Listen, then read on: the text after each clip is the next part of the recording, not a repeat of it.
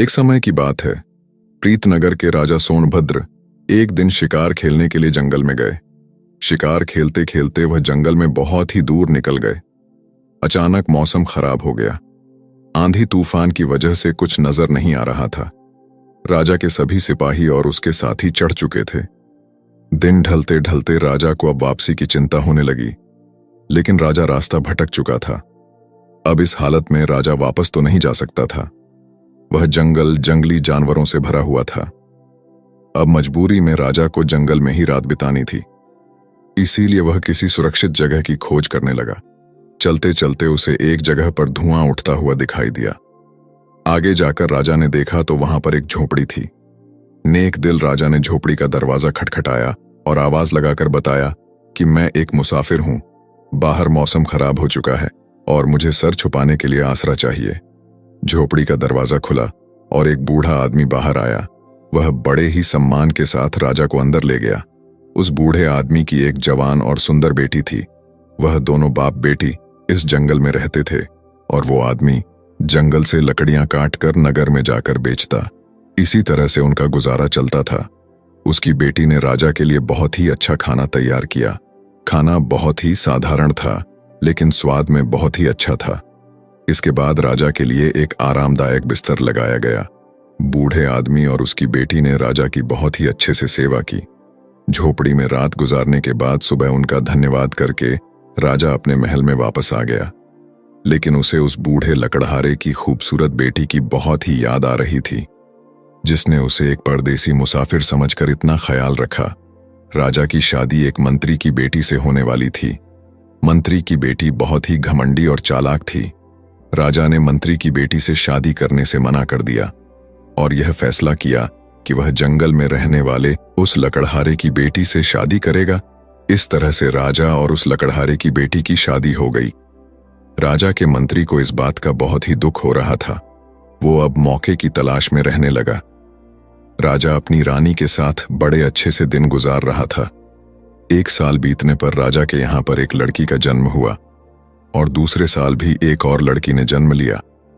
इस तरह से राजा की अब 2 बेटियां हो चुकी थीं। एक दिन मौका देखकर राजा के मंत्री ने राजा से कहा, महाराज, राज्य का राजपाट चलाने के लिए एक बेटा जरूर होना चाहिए। इसीलिए मेरा तो सुझाव यह है कि आप दूसरी शादी कर लीजिए ताकि आपको पुत्र की प्राप्ति हो सके। लेकिन राजा ने इस बात से इनकार कर दिया। जब मंत्री ने यह देखा कि उसकी बेटी की शादी राजा से होने के सारे रास्ते बंद हो गए हैं, तो उसने आहिस्ता आहिस्ता सेनापति और बाकी मंत्रियों को अपने षड्यंत्र में शामिल कर लिया। फिर एक दिन धोखे से रानी के कमरे में सांप छोड़ दिया और सांप के डसने से रानी की मौत हो गई। दोनों राजकुमारियां अब भी बहुत ही छोटी थीं, लेकिन राजा ने फिर भी दूसरी शादी नहीं की। जब मंत्री ने देखा कि उसकी दाल नहीं गल रही, तो उसने रसोइयों के साथ मिलकर राजा के खाने में जहर मिला दिया, जिसके कारण राजा की भी मौत हो गई। फिर मंत्री ने राजगद्दी पर कब्जा कर लिया। राजा की एक पुरानी और वफादार दासी थी जो यह सब कुछ देख रही थी। उसे अब इस बात का एहसास हो गया कि मंत्री जल्दी ही राजकुमारियों को भी मरवा देगा। इसीलिए वह दासी उन दोनों राजकुमारियों को लेकर रात के अंधेरे में कहीं दूर चली गई। इस तरह से एक नेक दिल राजा की जगह वहां की प्रजा को एक बेरहम और लालची राजा मिल गया। वह दासी लड़कियों को लेकर जंगल में गई और उनका भरण पोषण करने लगी। समय अपनी गति से गुजरा। अब दोनों लड़कियां जवान हो चुकी थीं। इसी दौरान एक दिन नौकरानी बहुत बीमार हो गई। जब उसने अपनी मौत को नजदीक देखा तो दोनों लड़कियों को अपने पास बुलाया और उन्हें बताया कि असल में वो दोनों राजकुमारियां हैं और उनके माँ बाप के साथ क्या हुआ वो सब भी राजकुमारियों को बताया। इसके बाद उस नौकरानी की मौत हो गई। नौकरानी के मरने के बाद दोनों लड़कियां बिल्कुल अकेली हो गईं। वे दोनों अपने माता पिता को याद करती और बहुत ही रोती। लेकिन अब कुछ नहीं हो सकता था। यूं ही दिन गुजर रहे थे। एक दिन की बात है, एक राजकुमार जंगल में शिकार खेलने के लिए आया। राजकुमार का एक दोस्त भी उसके साथ था। वो दोस्त मंत्री का बेटा था। राजकुमार ने जंगल में 2 तीतर का शिकार किया और फिर अपने दोस्त को उनका मांस पकाने के लिए कहा। खुद राजकुमार एक घने पेड़ के नीचे आराम करने लगा। मंत्री के बेटे ने आग जलाकर तीतर का मांस पकाना शुरू किया कि तभी उसकी नजर सामने एक झोपड़ी पर पड़ी। जहां पर एक बहुत ही सुंदर लड़की खड़ी हुई थी और वह मंत्री के बेटे को बड़ी ही हैरानी से देख रही थी। जब मंत्री के बेटे ने उसे देखा तो वह भी हैरान रह गया कि इस वीरान जंगल में इतनी सुंदर लड़की कहां से आ गई। मंत्री का बेटा उस लड़की के पास गया और उसे अपने बारे में सारी जानकारी दी। इतने में उन्हें जलने की बू आने लगी। मंत्री का बेटा भागकर वापस आया तो देखा कि जो मार्च में पका रहा था वो जल चुका था। अब वह बहुत ही परेशान हो गया तो लड़की कहने लगी, मैं तुम्हारे लिए यह तीतर पकड़ देती हूं। फिर उसने तीतर पकड़कर मंत्री के बेटे को दे दिया। राजकुमार, जो कि बहुत ही देर से इंतजार कर रहा था, सोच रहा था कि मेरे दोस्त ने इतनी देर क्यों लगा दी। पहले तो वह इतनी देर कभी नहीं लगाता था। मंत्री का बेटा जब पका हुआ मांस लेकर वापस आया, राजकुमार ने जब वो खाया तो वह हैरान रह गया और मंत्री के बेटे से पूछा, आज तुमने इतना स्वादिष्ट मांस कैसे पका लिया? आज से पहले तो तुम्हारे हाथ में इतना स्वाद नहीं था। तब मंत्री के बेटे ने उसे यह बताया कि यहां से थोड़ी ही दूरी पर एक झोपड़ी है जहां एक खूबसूरत लड़की रहती है। उस लड़की ने यह मांस पका कर दिया है क्योंकि मैं तो सिर्फ उसे ही देखता रह गया। दूसरी तरफ छोटी राजकुमारी जब वापस अपनी झोपड़ी में आई, जो कि नदी पर कपड़े धोने के लिए गई हुई थी, तो बड़ी राजकुमारी ने उसे मंत्री के बेटे का सारा किस्सा सुनाया कि कैसे वह मुझे देखता ही रह गया। तब छोटी बहन ने बड़ी बहन से कहा, तुम देखना, वो अब राजकुमार को लेकर वापस आएगा और तुम इतनी सुंदर हो कि राजकुमार तुम्हें पसंद कर लेगा। तुम राजकुमार के साथ चली जाना और उसके साथ शादी कर लेना, लेकिन उसे मेरे बारे में मत बताना। बड़ी राजकुमारी ने सारी बात सुनी तो कहने लगी, नहीं, मैं तुम्हें छोड़कर कहीं नहीं जाऊंगी। तब छोटी राजकुमारी ने उसे समझाते हुए कहा, देखो बहन, मैं भी तुम्हारे पीछे ही आऊंगी, पर हमारा यह रिश्ता अब इस दुनिया के सामने नहीं आना चाहिए। यह कहते हुए वह बाहर गई। जब वह वापस झोपड़ी में आई तो उसके पास बहुत ही छोटे छोटे सफेद फूल थे। वह फूल उसने अपनी बड़ी बहन को देते हुए कहा, जब राजकुमार तुम्हें लेकर जाएगा तो तुम सारे रास्ते यह फूल एक एक करके गिराती रहना। इस तरह से मैं इन फूलों का पीछा करते हुए तुम तक पहुंच जाऊंगी। सारी बात समझाने के बाद छोटी बहन झोपड़ी से बाहर निकलकर एक पेड़ के पीछे छुप गई। इतने में राजकुमार मंत्री के बेटे के साथ वहां पर आ गया। जैसे ही उसकी नजर बड़ी राजकुमारी पर पड़ी तो वह उसे देखकर उससे प्रेम करने लगा। राजकुमार ने पूछा, आप इस जंगल में अकेली क्यों रहती हो? राजकुमार अपनी छोटी बहन के द्वारा समझाई हुई बातें राजकुमार को बताने लगी और कहने लगी, मैं यहां पर अपने माता पिता के साथ रहती थी। मेरी मां की तो मौत हो चुकी थी, जबकि मेरे पिता एक लकड़हारे थे। जंगल से लकड़ियां काटकर उन्हें बेचकर हम लोग गुजारा करते थे। कुछ दिन पहले ही मेरे पिता की भी मौत हो गई। अब इस दुनिया में मेरा कोई नहीं है, इसीलिए मैं अकेली ही रहती हूं। राजकुमार ने जब यह सुना तो फौरन राजकुमारी के सामने शादी का प्रस्ताव रख दिया और अपने साथ चलने के लिए कहने लगा। राजकुमारी उसके साथ जाने के लिए तैयार हो गई। चलते समय राजकुमारी ने एक गठरी उठा ली जिसमें सफेद फूल थे। राजकुमार ने उसे अपने साथ अपने घोड़े पर बैठा लिया और वे लोग चलने लगे। रास्ते में बड़ी बहन एक एक करके वो सफेद फूल गिराती दी जा रही थी। दूसरी तरफ छोटी राजकुमारी पेड़ की ओर से बाहर निकली और उन सफेद फूलों का पीछा करने लगी। राजकुमार बड़ी बहन को लेकर सीधा महल में पहुंचा और अपने माता पिता के पास लेकर गया। उसने अपने माता पिता को सारी बात बताई और यह भी कहा कि वह इस लड़की से प्रेम करता है और इसी के साथ दूसरी शादी करना चाहता है। असल में राजकुमार की पहले भी एक पत्नी थी, लेकिन वह बहुत ही घमंडी और नकचढ़ी थी। उसकी मां भी उसके साथ ही महल में रहती थी। वो अभी तक राजकुमार को कोई संतान नहीं दे पाई थी। शायद इसीलिए राजकुमार ने दूसरा विवाह किया था। जब उन दोनों को पता चला कि राजकुमार दूसरी शादी करने वाला है तो उन्हें बड़ा ही गुस्सा आया, पर वे दोनों जानती थीं कि राजकुमार जिस बात की ठान लेता है वह करके ही रहता है। इसीलिए उसने शादी के लिए बनावटी खुशी का इजहार किया और कहने लगी, कितनी खुशी की बात है कि राजकुमार की एक बार फिर से शादी होगी और हम दोनों तो सौतन नहीं बल्कि बहनें बन बनकर रहेंगी। जब राजकुमार की पहली पत्नी ने शादी पर कोई ऐतराज नहीं किया तो बाकी सभी लोग भी राजी हो गए। दूसरी तरफ छोटी बहन वो फूलों का पीछा करते हुए नगर में आ चुकी थी। पूरे नगर में उत्सव का माहौल बना हुआ था। छोटी बहन ने एक बूढ़ी औरत से पूछा, अम्मा क्या बात है, हर तरफ रौनक लगी हुई है। तो बूढ़ी अम्मा ने बताया, हमारे राजकुमार को जंगल से एक बहुत ही प्यारी लड़की मिली है और राजकुमार उसके साथ शादी करने वाला है, इसीलिए सारे नगर में उत्सव मनाया जा रहा है। फिर छोटी बहन ने उस बुढ़िया से पूछा, अम्मा क्या मुझे यहां पर कोई काम मिल सकता है? मैं गांव से आई हूं और मेरे माँ बाप नहीं हैं, रहने के लिए कोई आसरा भी नहीं है। बूढ़ी औरत कहने लगी, काम तो मिल सकता है, क्योंकि आजकल महल में बहुत ही काम है और मैं भी वहीं पर जा रही हूं। उस बूढ़ी औरत की एक बेटी थी जो कुछ दिन पहले ही बीमारी के कारण मर चुकी थी। बुढ़िया ने छोटी राजकुमारी से कहा, मुझे तुम्हें देखकर अपनी बेटी की याद आ रही है, तुम मेरी बेटी बनकर मेरे घर पर ही रह सकती हो। असल में यह बूढ़ी औरत अपनी जवानी में महल में नौकरानी का काम करती थी।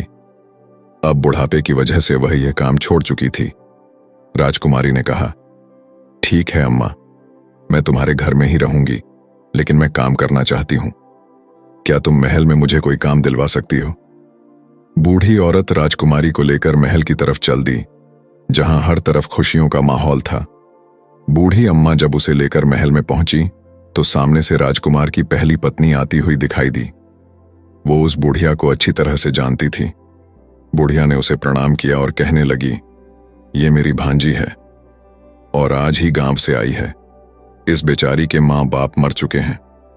मेरी आपसे प्रार्थना है कि आप इसे महल में दासी के रूप में रख लीजिए। राजकुमार की पहली पत्नी ने छोटी बहन को बड़े ही ध्यान से देखा और फिर उसे लेकर अपने कमरे में चली गई।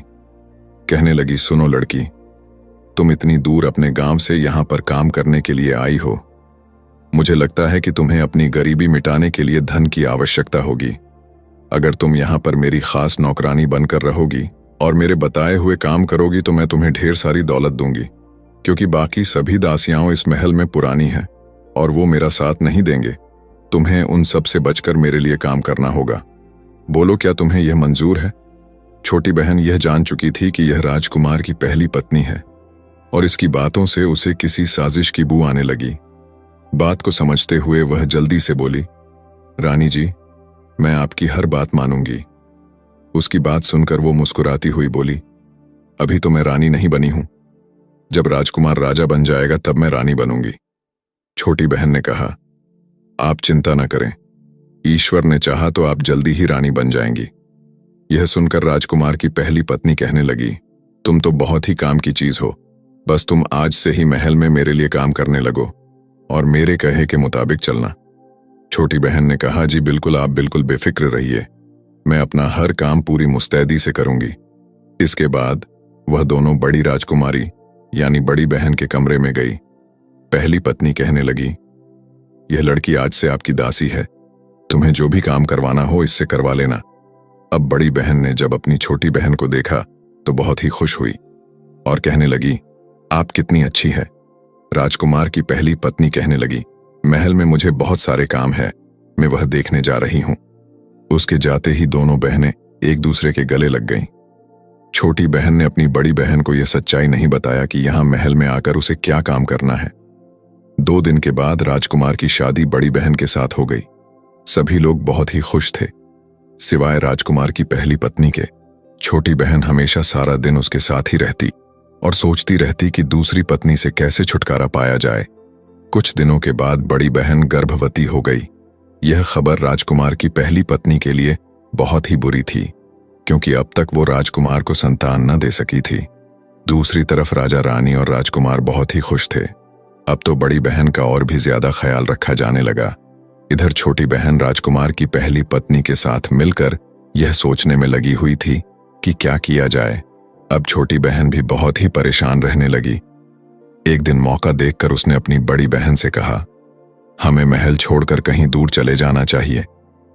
अब छोटी बहन यह भी नहीं बता सकती थी कि राजकुमार की पहली पत्नी उससे कितना जलती है। वह अगर यह बात बता भी देती तो उसकी बात पर कोई विश्वास न करता, क्योंकि राजकुमार की पहली पत्नी सबके सामने छोटी बहन का बहुत ही ख्याल रखती थी। बड़ी बहन यह बात सुनकर कहने लगी, बहन, मुझे यहां पर सभी लोग बहुत ही प्यार करते हैं। मैं तो तुम्हें उसी समय कह रही थी कि तुम भी मेरे साथ महल में चलो, लेकिन तुम नहीं मानी और तुमने ही कहा था कि अपना और मेरा रिश्ता सबसे छुपा कर रखना। तुम अगर कहो तो मैं अभी के अभी राजकुमार को सारी बात बता देती हूं कि तुम मेरी बहन हो। पर अक्लमंद छोटी राजकुमारी जानती थी कि अब इस सच्चाई को बताने से सभी लोग उन्हें झूठा ही समझेंगे, सोचेंगे कि हमने जानबूझकर अपना यह रिश्ता छुपाया, और यह भी हो सकता है कि वे लोग हम दोनों बहनों को षड्यंत्रकारी या जासूस समझेंगे। यह सब विचार करने के बाद छोटी बहन ने बड़ी बहन से कहा, नहीं, तुम अभी किसी को मत बताना। कुछ दिनों के बाद जब बच्चे के पैदा होने का समय हुआ, राजकुमार की पहली पत्नी ने छोटी बहन को बहुत सा धन देकर कहा कि जैसे ही बच्चा पैदा हो तुम उसको उठाकर मार देना और उसकी जगह पर बिल्ली का बच्चा रख देना। छोटी बहन कहने लगी, ये काम तो मेरे लिए बहुत ही आसान है। फिर जब बच्चे ने जन्म लिया तो दाई ने बेहोश मां यानी कि बड़ी रानी के पास से बच्चे को उठाया और छोटी बहन को दे दिया और यह कहा कि इसे ले जाकर मार दो और उसकी जगह पर बिल्ली के बच्चे को रख दो। छोटी बहन ने जल्दी से बच्चे को कपड़े में लपेटा और छिपते छिपाते पिछले रास्ते से अपने घर पहुंच गई। उसने बूढ़ी अम्मा को वह बच्चा देते हुए कहा, अम्मा, यह बच्चा मेरी बड़ी बहन का है। यह बात तुम किसी को मत बताना। इसे बकरी का दूध पिलाकर पालो। मैं शाम तक इसको आकर संभालती है। बूढ़ी अम्मा ने उससे कोई सवाल नहीं किया क्योंकि वह बहुत ही जल्दी में थी। छोटी बहन जब महल में वापस आई तो देखा कि महल में कोहराम मचा हुआ था। दाई ने सबको यह बताया था कि राजकुमार की दूसरी पत्नी ने इंसान की जगह बिल्ली के बच्चे को जन्म दिया है। यह खबर सुनकर सब लोग हैरान थे और दुखी भी। बड़ी बहन रोती जा रही थी और कह रही थी कि यह सब झूठ है, लेकिन किसी ने उसकी बात नहीं मानी और न ही उससे कोई बात कर रहा था। छोटी बहन ने एक बार फिर से अपनी बड़ी बहन को कहा, तुम मेरे साथ चलो, हम इस महल को छोड़कर अपनी दुनिया बरसाएंगे। पर वह नहीं मानी और कहने लगी कि वो राजकुमार से बहुत ही प्यार करती है, इसीलिए वो राजकुमार को छोड़कर कहीं नहीं जाएंगे। छोटी बहन रोते हुए वापस अपने घर आ गई और उसने बूढ़ी अम्मा को सारा किस्सा सुनाया। इस पर अम्मा ने कहा, बिटिया, अब जो होना था वह हो चुका है। हम दोनों मिलकर इस बच्चे को पालेंगे। समय आने पर ईश्वर ने चाहा तो सब कुछ ठीक हो जाएगा। कुछ समय बीता। इस दौरान राजा की तबीयत खराब हुई और उसकी मौत हो गई। अब राजकुमार का राज तिलक कर दिया गया और उसे राजा बना दिया गया। अब राजपाट की सारी जिम्मेदारी राजकुमार और उसकी दोनों रानियों ने ली। एक बार फिर से बड़ी बहन गर्भवती हुई। अब की बार बड़ी रानी ने छोटी बहन को बहुत सा इनाम दिया और कहा कि इस बार तुम बच्चे के जन्म पर उसकी जगह कुत्ते के बच्चे को रख देना। इस पर छोटी बहन कहने लगी, इस बार ऐसा न कीजिए बड़ी रानी जी, क्योंकि आपके भी कोई संतान नहीं है और राजा को भी उत्तराधिकारी की जरूरत होगी। बड़ी रानी गुस्से में आकर कहने लगी, अगर तुझे यह काम नहीं करना तो मत कर, मैं यह काम किसी और से करवा लूंगी। इस पर छोटी बहन तुरंत बोली, अरे नहीं रानी जी, मैं तो सिर्फ मजाक कर रही थी। छोटी बहन एक बार फिर से अपनी बड़ी बहन को समझाने लगी कि यहां से चले, पर बड़ी बहन कहने लगी कि अब तो मैं रानी बन चुकी हूं और मुझे लगता है कि तुम मुझसे जलने लगी हो। छोटी बहन अपनी बड़ी बहन की इस बात पर मन ही मन दुखी हो रही थी। बच्चे के जन्म का समय आया तो एक बार फिर से छोटी बहन ने बेहोश मां के पास से बच्चा उठा लिया और दाई ने उसकी जगह पर कुत्ते का बच्चा रख दिया। छोटी बहन पहले की ही तरह से पिछले दरवाजे से बच्चे को लेकर अपने घर में आ गई। बच्चे को बुरी अम्मा को सौंपकर वह खुद उल्टे पांव वापस महल में जा पहुंची। महल में आकर उसने देखा कि एक बार फिर से कोहराम मचा हुआ था। बड़ी रानी कहने लगी, मुझे तो यह औरत लगती ही नहीं। पहली बार इसने बिल्ली के बच्चे को जन्म दिया और दूसरी बार कुत्ते के बच्चे को। मैं तो कहती हूं कि इसे कारागार में डाल दिया जाए, वरना अगले साल न जाने ये क्या पैदा करेगी। राजा भी अब इन सब बातों से परेशान हो चुका था। उसने अपने दोस्त को बुलाया, जो कि अपने पिता की जगह अब मंत्री बन चुका था। उसे आदेश दिया कि छोटी रानी को तुरंत कारागार में डाल दिया जाए। मंत्री ने राजा को समझाने की बहुत ही कोशिश की कि न जाने मुझे क्यों लगता है कि छोटी रानी निर्दोष है, लेकिन राजा ने उसकी एक न सुनी। आखिरकार छोटी रानी को कारागार में डाल दिया गया। अब तो बड़ी रानी बहुत ही खुश थी क्योंकि सारी चीजें उसके मन के मुताबिक हो रही थीं।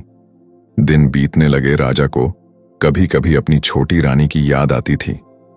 पर साथ ही जब उसे बिल्ली और कुत्ते के बच्चे के बारे में याद आती तो वो अपनी रानी से नफरत करने लगता है। दूसरी तरफ छोटी बहन ने बड़ी रानी से कहा कि अब उसकी शादी होने वाली है, इसीलिए वह महल के काम को छोड़कर जा रही है। रानी को दासियों की कोई कमी तो थी नहीं।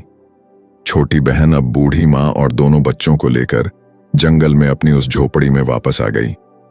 वहां पर वे उन दोनों बच्चों को पालने लगी। 5 साल के बाद एक दिन राजा अपने मंत्री के साथ जंगल में शिकार खेलने के लिए आया। राजा और उसका मंत्री दोनों अपने घोड़े को नदी के किनारे पानी पिलाने के लिए गए। अभी वह पानी पी रहे थे कि क्या देखते हैं कि वहां पर बड़े ही सुंदर 2 बच्चे आए जिनके पास लकड़ी के घोड़े थे। आते ही वे दोनों बच्चे अपने लकड़ी के घोड़े को पानी पिलाने लगे और साथ में वह एक गाना भी गा रहे थे, काठ का घोड़ा लोहे की लगाम, चल पानी पी ले मेरे गुलाम।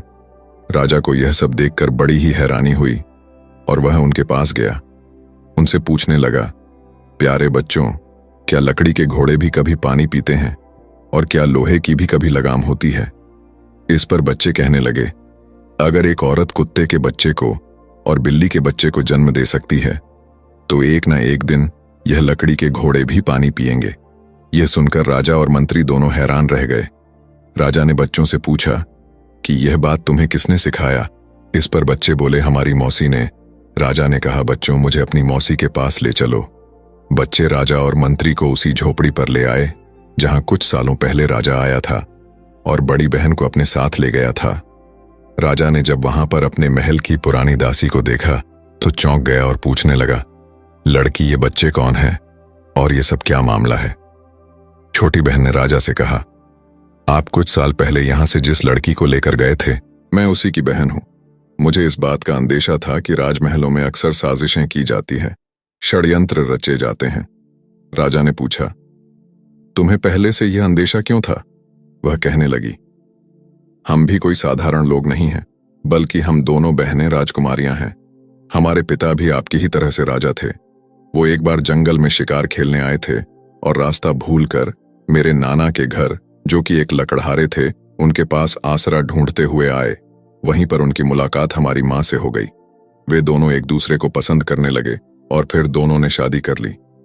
लेकिन महल में न सिर्फ हमारी माँ के खिलाफ षड्यंत्र रचा गया, बल्कि हमारे पिता को भी उसका शिकार होना पड़ा और इस तरह से षड्यंत्रकारियों ने हमारे माता पिता को मार डाला। हमारे महल की एक दासी हम दोनों को यहाँ पर ले आई। इसके बाद हम इस जंगल में रहने लगे। इसीलिए मैंने अपनी बहन से कहा था कि वो हमारे रिश्ते के बारे में किसी को न बताएं। अगर महल में सब कुछ ठीक ठाक चल रहा होता तो मैं कुछ ही समय के बाद सभी को सच्चाई बता देती। लेकिन महल में पहुंचते ही मुझे इस बात का पता लग गया था कि बहुत ही जल्दी मेरी बड़ी बहन के खिलाफ भी साजिश होने वाली है, क्योंकि आपकी पहली पत्नी ने भाग्यवश मुझे ही यह सब काम करने के लिए चुना था। वह यह नहीं जानती थी कि जिसके साथ मिलकर और जिसके खिलाफ साजिश कर रही है वह दोनों आपस में बहनें ही हैं। इसके बाद छोटी बहन ने शुरू से लेकर आखिर तक सारी बात राजा को बताई कि किस तरह से बड़ी बहन के बच्चों को कुत्ते और बिल्ली के बच्चों से बदला गया, और यह भी बताया कि ये दोनों बच्चे कोई और नहीं बल्कि आपके ही बेटे हैं। राजा ने दोनों बेटों को गले से लगा लिया और सभी की आंखों में आंसू बहने लगे। सारी सच्चाई जानने के बाद राजा को भयंकर गुस्सा आया और वह कहने लगा कि वो अब बड़ी रानी को नहीं छोड़ेगा। लेकिन छोटी बहन ने उसे रोक लिया और कहा कि वो छोटी रानी की अपराधी है। पहले तो आप छोटी रानी को कारागार से निकाले, उसके बाद छोटी रानी को यह अधिकार दीजिए कि वह बड़ी रानी के लिए सजा तय करें।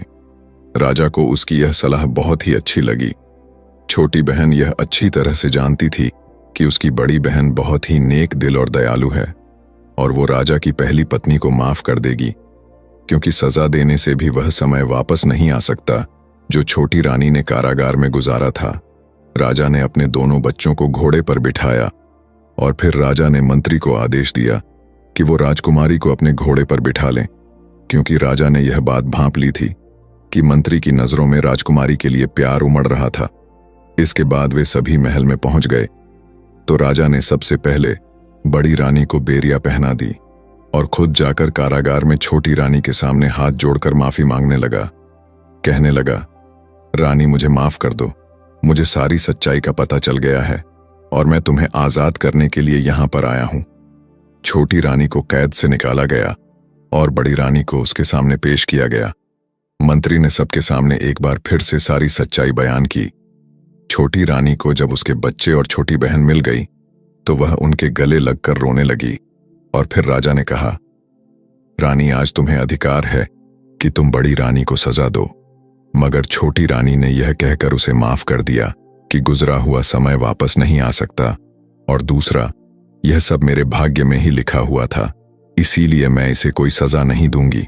जब बड़ी रानी, जो कि थर थर कांप रही थी, यह बात सुनी तो रोते हुए छोटी रानी के पैरों में गिर पड़ी और कहने लगी, तुमने मुझे माफ करके मुझ पर बहुत बड़ा उपकार किया है।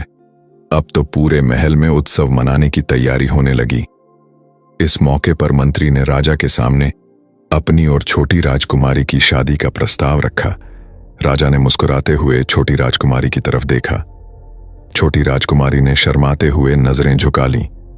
कुछ दिनों के बाद बड़े ही धूमधाम से मंत्री और छोटी राजकुमारी की शादी कर दी गई।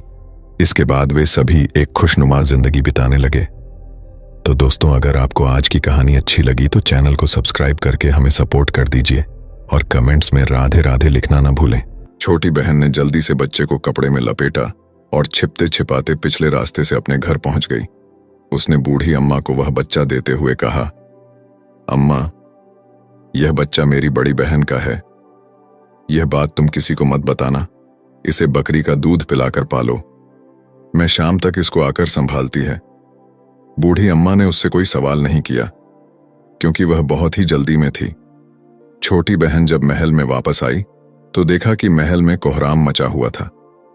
दाई ने सबको यह बताया था कि राजकुमार की दूसरी पत्नी ने इंसान की जगह बिल्ली के बच्चे को जन्म दिया है। यह खबर सुनकर सब लोग हैरान थे और दुखी भी।